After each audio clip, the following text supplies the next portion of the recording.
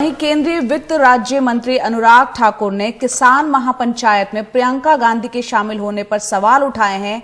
NDTV से बातचीत में अनुराग ठाकुर ने कहा कि उन किसान संगठनों को सोचना चाहिए जो कहते थे कि राजनीतिक दल इससे दूर रहें। कांग्रेस महासचिव प्रियंका गांधी वाड्रा आज सहारनपुर में एक किसान महापंचायत में हिस्सा लेने जा रही हैं। अधिक बातचीत करने के लिए हमारे साथ वित्त राज्य मंत्री अनुराग ठाकुर हैं।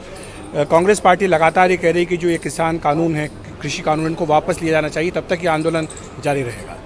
देखिए, पहली बात तो ये किसान आंदोलन के लिए जो भी मंच बने थे उस पर लगातार हर किसान नेता ने कहा कि हमारे मंच गैर राजनीतिक हैं, राजनीतिक दलों का यहाँ पर स्वागत नहीं है।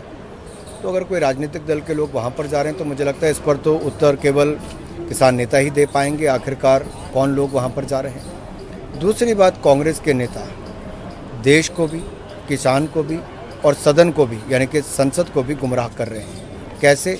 कल एक कांग्रेस के ही सांसद ने जब पहले ये कहा कि उसने उल्लेख किया कि इस कानून में मंडियां बंद हों, कोई उत्तर दीजिए कि किस क्लॉज के अंतर्गत आप कहते हैं कि मंडी बंद हो सकती है। उनके पास इसका कोई जवाब नहीं था। मैंने 3 से 4 बार खड़े होकर पूछा किस क्लॉज के अंतर्गत मंडी बंद होगी।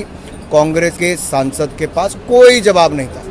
फिर उनके दूसरे सांसद ने कहा कि एमएसपी बंद होगा। मैंने तब भी कहा कि एमएसपी पहले भी था, आज भी है, आगे भी रहेगा।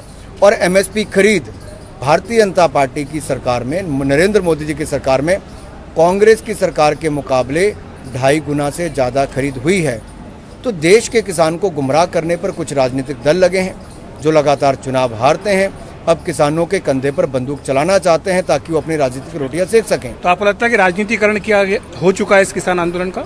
देखिए, कुछ दल जिस तरह से सच्चाई बताने के बजाय किसानों को भ्रमित कर रहे हैं, निश्चित तौर पर सच सामने रखने के बजाय वो चाहते हैं, ये विपक्षी दल, कि किसानों की आय ना बढ़े।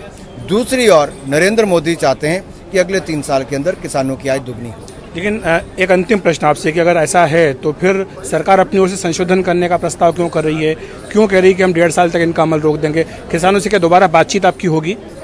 किसानों से हम कभी भी बात कर सकते हैं और माननीय प्रधानमंत्री जी ने जब कहा कि हम बात करने के लिए तैयार हैं, 11 राउंड हमने पहले बात की, तो किसी न किसी चर्चा में आपको बताना पड़ेगा आखिरकार इस कानून में कमी कहाँ है, किस क्लॉज में आप संशोधन चाहते हो। जब तक आप वो बता नहीं पाओगे कि इस क्लॉज में संशोधन चाहिए, तब तक वो दिक्कत आती। दूसरी बात मैं कहना चाहता हूँ, समय क्यों दिया? समय इसलिए दिया कि खुले मन के साथ विचार कर रहे हैं। हम किसान भाइयों की आमदन को दुगना करना चाहते हैं, प्रतिबद्ध हैं उसके लिए और लगातार करने का प्रयास करें।